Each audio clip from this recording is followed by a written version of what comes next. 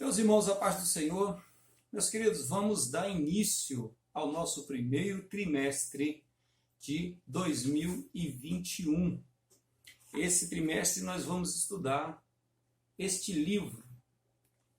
Não dá para ver muito, né, por causa da iluminação, mas o verdadeiro pentecostalismo é o tema desse trimestre. A atualidade da doutrina bíblica sobre a atuação do Espírito Santo, certo? O comentarista, irmãos, deste trimestre é o pastor Ezequias Soares, que tem um vasto currículo, pastor na Assembleia de Deus de Jundiaí, São Paulo, presidente da Comissão de Apologética Cristã da CGADB, Convenção Geral das Assembleias de Deus do Brasil, segundo vice-presidente da Sociedade Bíblica do Brasil, graduado em letras com habilitação em hebraico pela Universidade de São Paulo e mestre em ciência da religião pela Universidade Presbiteriana Mackenzie, também de São Paulo. Professor de hebraico, grego e apologética cristã.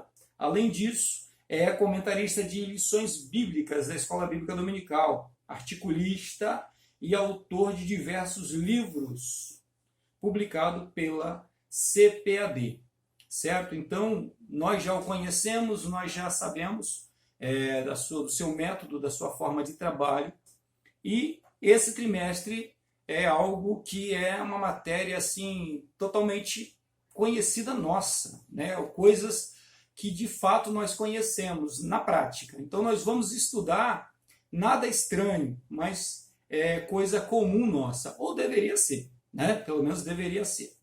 Meus amados, falar de pentecostalismo, primeiro nós temos que falar de Pentecoste, né? É uma introdução ao trimestre, ao primeiro trimestre de 2021. Então, antes de falar de pentecostalismo e o que vem a ser pentecostalismo, nós temos que falar de Pentecoste, temos que dar essa introdução. E o que é Pentecoste? Pentecoste é aquela festa, uma festa que acontecia todo ano em Israel, que a palavra Pentecoste quer dizer 50, ou seja, era uma festa que acontecia 50 dias, na verdade 49 dias após a festa da Páscoa, 49 dias após a Páscoa. E o que se comemorava nessa festa? Comemorava-se duas coisas. Primeiro, o início da colheita, né? O início se plantava durante o ano e tal, e aquela data ali era onde dava basicamente o início da colheita, daquilo que se plantava, do trigo, de tudo aquilo que era plantado. Então, era a primeira coisa, o início da colheita. E segunda coisa comemorada naquela festa era a entrega das tábuas da lei. Por quê? Porque foi exatamente em 50 dias após a saída do Egito que Deus entrega a Moisés as tábuas da lei no Monte Sinai. Então, tinha uma dupla comemoração, né? E é exatamente o que vai acontecer com a igreja. Acontece a Páscoa, 50 dias, que é quando Jesus é crucificado, 50 dias depois, na festa de Pentecostes, os discípulos estavam reunidos, a gente vai ver isso em Atos 2, os discípulos estavam reunidos em uma sala fechada e tal, eles ainda estavam com medo do Estado, ainda estavam com medo dos israelitas, e eles recebem, então, o Espírito Santo de forma maciça. Nós vamos ter a oportunidade de ver como que isso aconteceu e de que maneira o Espírito Santo atuava antes e passou a atuar depois, por que isso acontece e tal, e nós teremos essa oportunidade. Então, isso é o Pentecoste. Pentecoste era uma festa, né? Porém, para nós, não tem mais o significado de colheita, nós não vamos colher nada, a igreja não trabalha com colheitas, vamos dizer assim, colheitas no sentido direto da palavra, que é a igreja não tem fazendas, a igreja não tem roças, então ela não trabalha com colheita. Logo também, nós não vamos comemorar a entrega das tábuas da lei, assim como nós não comemoramos a saída do Egito na Páscoa, né? Então também não vamos comemorar. Então o que vem a ser o Pentecostes para nós? O Pentecostes ganha um novo sentido, que é quando o Espírito Santo vem acompanhar a igreja no seu trajeto, né? O Espírito Santo vem nortear, vem orientar, vem guiar a igreja no seu caminho. Então isso é o Pentecoste. Muito bem. Então o que vem a ser o pentecostalismo? O pentecostalismo é a doutrina sobre esse movimento pentecostal, certo? O que acontece?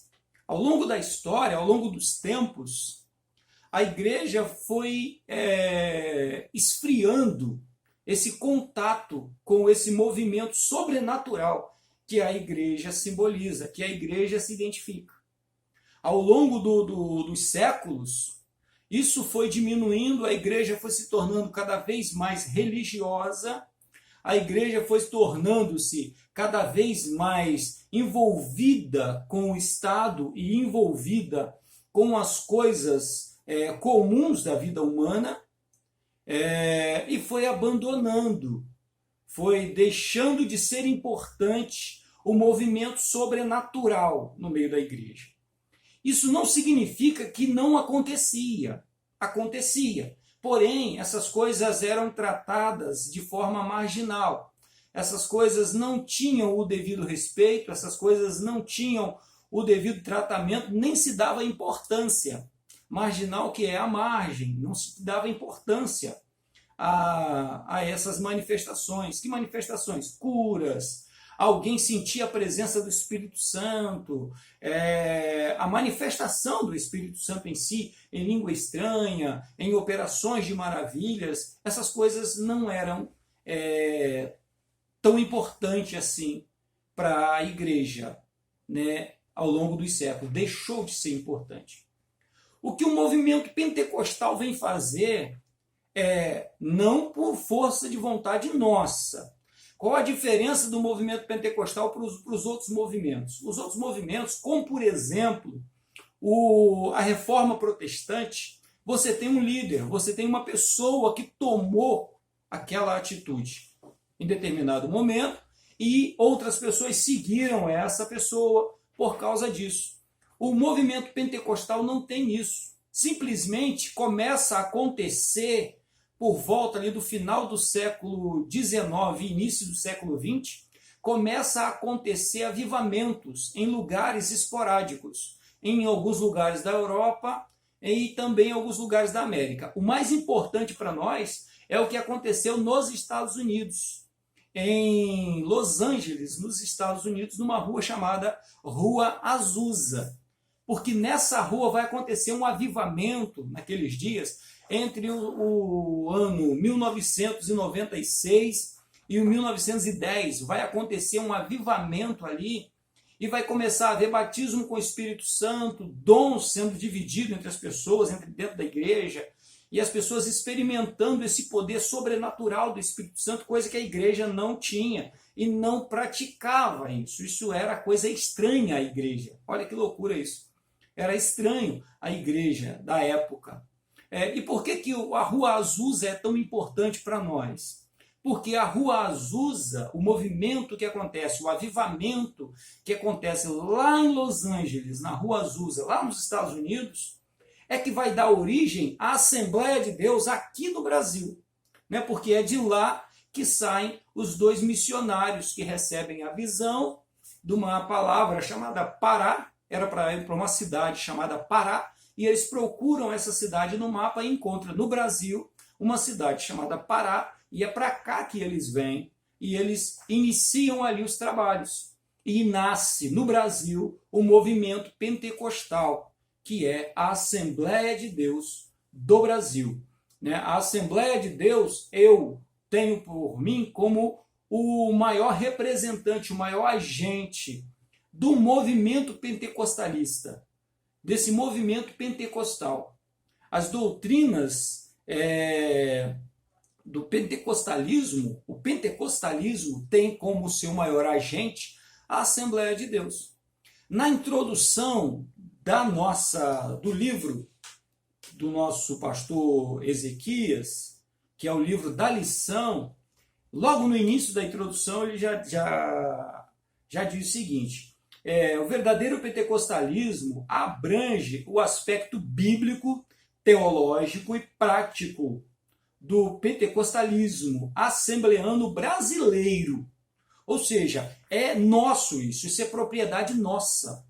Nós demos ênfase, nós demos vazão, nos identificamos com esse movimento, tanto que a Assembleia de Deus em um século se tornou esse gigante que ela é hoje, não só no Brasil, mas no mundo, certo?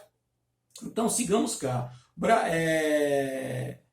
Bíblico porque cada ponto da doutrina pentecostal, ser batizado do Espírito Santo, glossolalia, que é o falar em línguas, glossolalia, dons espirituais, fruto do Espírito, curas e os diversos tipos de milagres não aparecem do nada. Tudo isso está na Bíblia. Ou seja, já acontecia no tempo bíblico.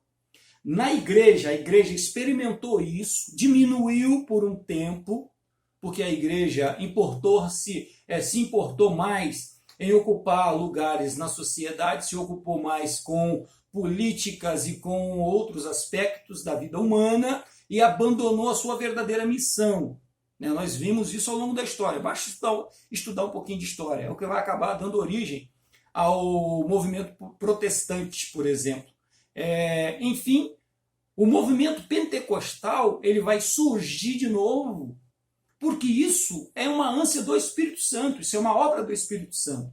E assim sendo, o Espírito Santo vai levar a sua igreja de volta mesmo para isso, porque é trabalho dele, é o que ele quer fazer, que é distribuir dons aos homens, e esses homens que trabalham para ele, que são a igreja de Cristo, ou que pertencem à igreja de Cristo. Quando nós aceitamos Jesus, o ato de aceitar Jesus já é o Espírito Santo que faz isso.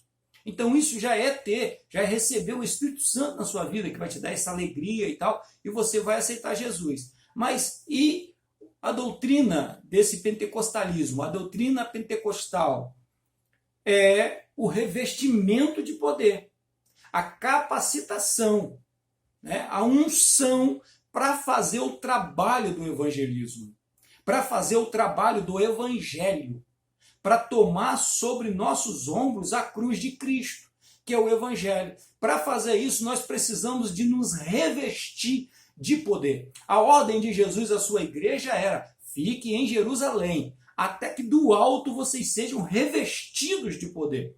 Ou seja, depois de revestidos de poder, aí agora saiamos pelo mundo. Somos espalhados pelo mundo para poder levarmos esse evangelho, e esse evangelho ter a eficácia. E é aquilo que Paulo diz. A pregação do evangelho não é algo feito apenas com a sabedoria humana, ou com a sabedoria divina, pode ser, mas também com graça e com poder. Tem sinais e tem prodígios por onde a igreja passa. Teremos alguns saudosistas, irmãos, que vão olhar e dizer o seguinte: a igreja do passado tinha mais milagre, e a igreja de hoje não tem tanto milagre. A igreja tal tem mais milagre do que a igreja... Tudo conversa, porque os milagres não têm mais tanta necessidade de propaganda como tinha antigamente. Milagre acontece o tempo todo, na vida de todo mundo que serve a Jesus. Só não se faz necessário de se fazer propaganda por causa disso. Porque não são milagres que salvam. Quem salva é a fé em Cristo Jesus. Teremos a oportunidade também de olhar a diferença entre o pentecostal clássico, o pentecostalismo clássico, que é o pentecostalismo representado pela Assembleia de Deus, e o neopentecostal.